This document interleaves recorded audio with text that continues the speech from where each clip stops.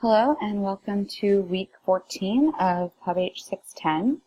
Today we will review leadership and governance structures and how they apply to public health departments and boards of health. The learning objectives for this week are to understand the importance of an effective governance structure, to understand elements of leadership, and to appreciate the need for sound leadership from a board and management in an organization. Regardless of your industry, whether you work in nonprofit or for-profit, governance and leadership are essential. Governance is defined as the marriage of policy development and implementation through leadership and systems improvement. Governance is a critical component in all aspects of public endeavor, and it involves the administration of programs as well as adapting them so they align with existing policies. A governing body is an individual, board, council, commission, or other entity with legal authority over public health functions of a jurisdiction. Governance activities must be tied to the core functions of assessment, policy development, and assurance, as well as the essential services of public health. Leadership is defined as the skills necessary to integrate local rules, regulations, and policies to enable an organization to exist, thrive, and flourish. An important aspect of public health leadership is monitoring the activities of practitioners. In public health, the local health department, which is part of the local or state government, carries some responsibility for the health of its population and provides leadership on population health issues. Public health encompasses a broad spectrum of practices and disciplines. A definition of public health as provided by the Institute of Medicine is organized community efforts aimed at prevention of disease and promotion of health. It links disciplines and rests upon the scientific core of epidemiology.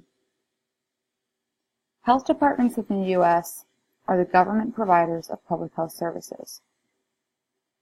The majority, 74%, of health departments have a local board of health.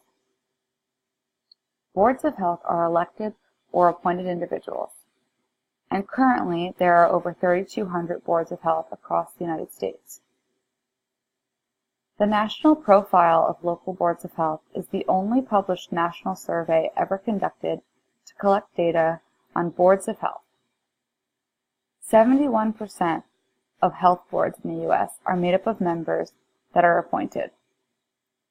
Some other data from that survey are that 20% of boards have members that are elected, 9% of boards have a combination of appointed and elected members, and 31% of health board members have received formal orientation training. This demonstrates a need for additional training for members of health boards. Boards of health provide governance and leadership for local health departments, which have the day-to-day responsibility of providing public health services. Here are the 6 basic service areas of a health department. First, collecting and analyzing vital statistics. Second, sanitation. Third, communicable disease control. Fourth, maternal and child health. Fifth, health education. And sixth, laboratory services. Members of boards of health are appointed or elected to oversee, guide, and establish policy, and most board of health members serve without being paid. It's important to remember that the roles of boards of health vary by state, and state statutes will define the legal powers and duties of local boards of health. The work of governing and advisory boards usually goes unnoticed until a problem arises. Some public health problems are caused by uncontrollable events such as hurricanes, earthquakes, or other natural disasters, while other public health problems may be within the control of the governing body. Problems may not be completely eliminated, but they can be minimized through proactive measures. Effective governance in public health requires that individual members of these governing bodies have the following skills.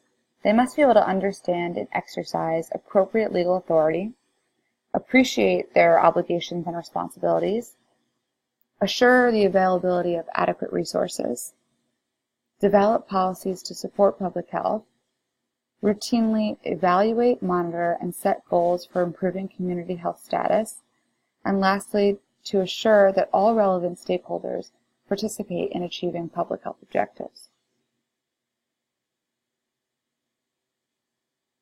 A truly effective board has these three responsibilities. They have fiduciary responsibilities. They have to serve as a strategic partner with the health commissioner, and they are a major component of the leadership team. Board members set policies. Volunteers do not, and it's important that board members understand their role as a trustee and not a volunteer.